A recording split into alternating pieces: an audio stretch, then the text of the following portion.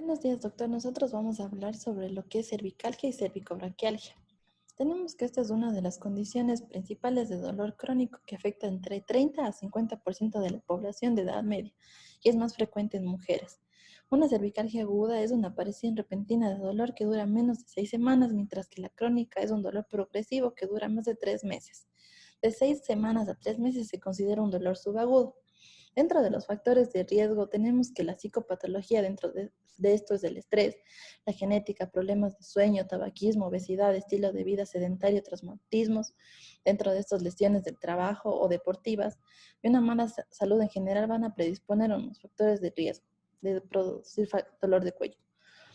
Dentro de la clínica tenemos que se van a producir generalmente por lo que es una irritación del ligamento longitudinal posterior, que se va a acompañar de espasmo y es de predominio nocturno.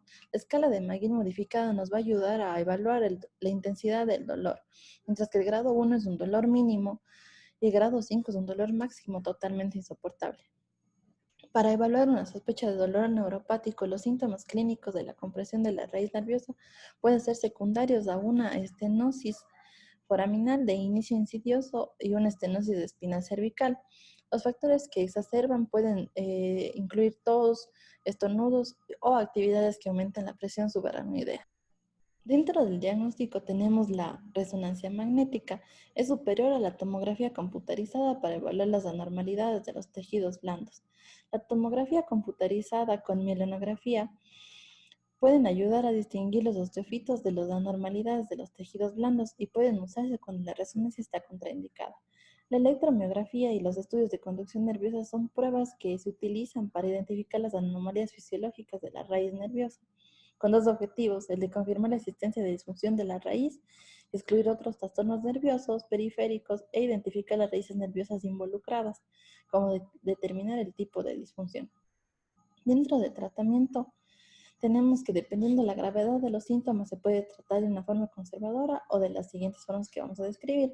Dentro del farmacológico, la mayoría de pacientes obtienen un gran alivio adecuado de los síntomas con ya sea la toma o las inyecciones de AINES en la zona localizada, en la zona afectada.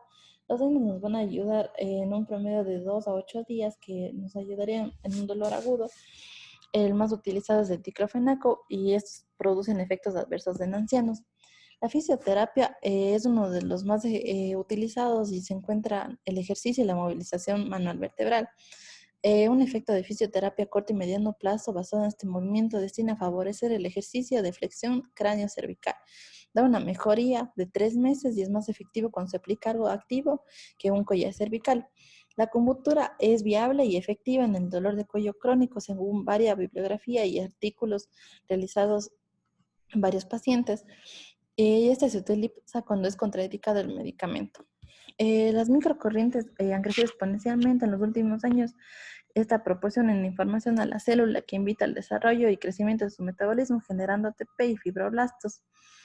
Este va a disminuir la escala de EVA considerablemente y la eficacia de este tratamiento va a ser de 3.5 semanas. Las ventajas con esta tecnología es una recuperación funcional del paciente rápida, ausencia de efectos secundarios, contraindicaciones y una facilidad de aplicación. Y el quirúrgico no siempre es una opción y se propone un protocolo para la toma de decisión de cirugía o tratamiento conservador. El siguiente tema a tratar es la cervicobraquialgia. La cervicobraquialgia crónica se define como la presencia de dolor en la región cervical irradiada hacia la extremidad superior de más de 3 meses de evolución, entre la edad de 50 y 60 años, con predominio en el sexo femenino. De acuerdo a la etiología, esta se puede dividir en dolor axial y dolor radicular, pero en la mayoría de los casos los pacientes no siempre se presentan con estas definiciones tan categóricas. Un estudio realizado en Finlandia nos muestra que la falta de sueño puede provocar dolor y molestias en 3 partes del cuerpo, como son cuello, hombros y espalda. De acuerdo a la clínica, los signos y síntomas van a ser referidos a la extremidad superior por afección tanto de estructuras somáticas como de mecanismos neuropáticos. Cuando es de característica neuropática, se va a deber a la afección de raíces o troncos nerviosos que se van a acompañar de disestesias o parestesias y de síntomas deficitarios sensitivo-motores. Vamos a tener un cuadro con respecto a la afección de la raíz 5, la cual va a presentar dolor de la cara lateral, cuello y hombro hasta el codo, dificultad de abducción y elevación del hombro. Raíz 6, dolor irradiado, cara lateral, brazo, antebrazo hasta pulgar e índice y parestesias. Atrofia deltoide, aparece bicipital y pérdida del reflejo.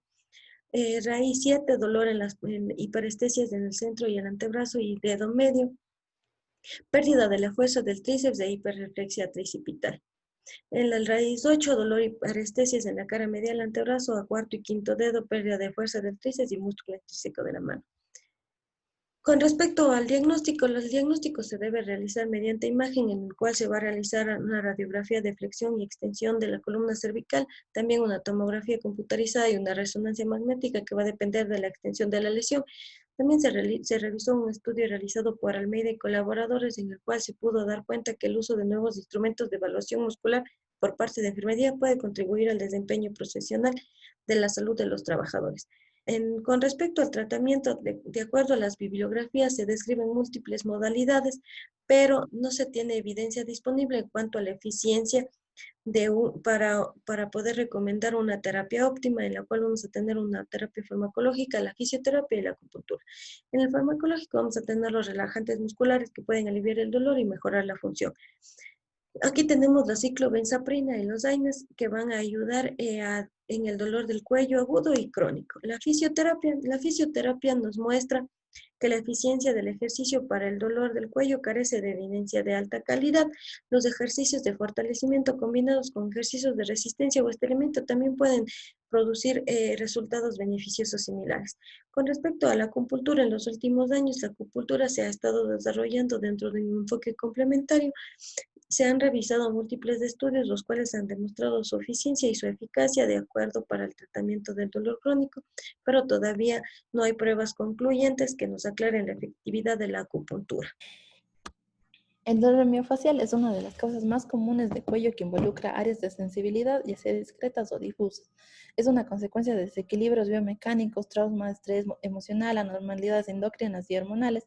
Esto se produce por un exceso de acetilcolina, contracciones musculares sostenidas y una liberación de mediadores inflamatorios. Dentro de la clínica y diagnóstico tenemos los puntos de gatillo palpables, que vienen a ser los primarios y los satélites. Pues se aplasta un punto primario y estos van a recorrer a todos los puntos satélites o remotos. Dentro del punto de gatillo con electromiografía se han encontrado un aumento ya sea de amplitud y de duración. Los músculos irritables pueden provocar rigidez, espasmos y acortamiento de la fibra muscular, produciendo el dolor. El tratamiento es multimodal y debe incluir la corrección de los desequilibrios estructurales y posturales. Los medicamentos, fisioterapia y psicoterapia también pueden ayudar a este dolor, y las inyecciones de puntos desencadenantes deben considerarse como terapia complementaria cuando las opciones conservadoras fallan. Vamos a continuar con la espondiloartrosis. La espondiloartrosis es un cambio relacionado con la edad de los huesos y los discos de la columna vertebral. La causa más frecuente de compresión medular y radical en personas mayores de 50 años, debido a que su cuerpo empieza a envejecer y sus discos se vuelven más rígidos.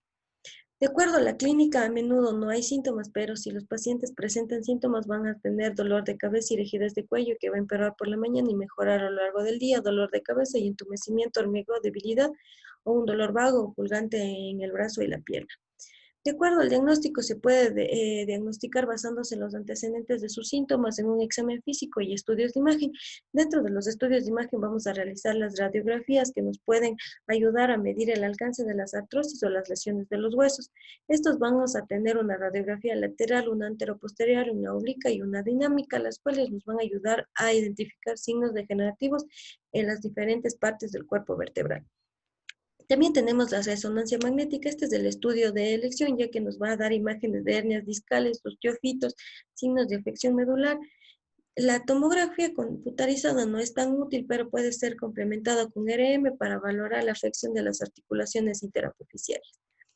Con respecto al tratamiento, vamos a tener un tratamiento médico y un tratamiento quirúrgico. El tratamiento médico va a constar de un reposo funcional de la columna cervical, si es necesario, collarín cervical para la inmovilización, aconsejar el uso de almohada de forma que duerma la persona con la columna cervical alineada con el resto del cuerpo, antiinflamatorios, analgésicos, miorelajantes y rehabilitación. Con respecto al tratamiento quirúrgico, vamos a tener el tratamiento quirúrgico de hernia discal o cervical o radiculopatía por osteofitosis segmentaria. En la actualidad se realizan técnicas de extirpación de discos y osteofitos por vía anterior, que se conoce como microdisectomía.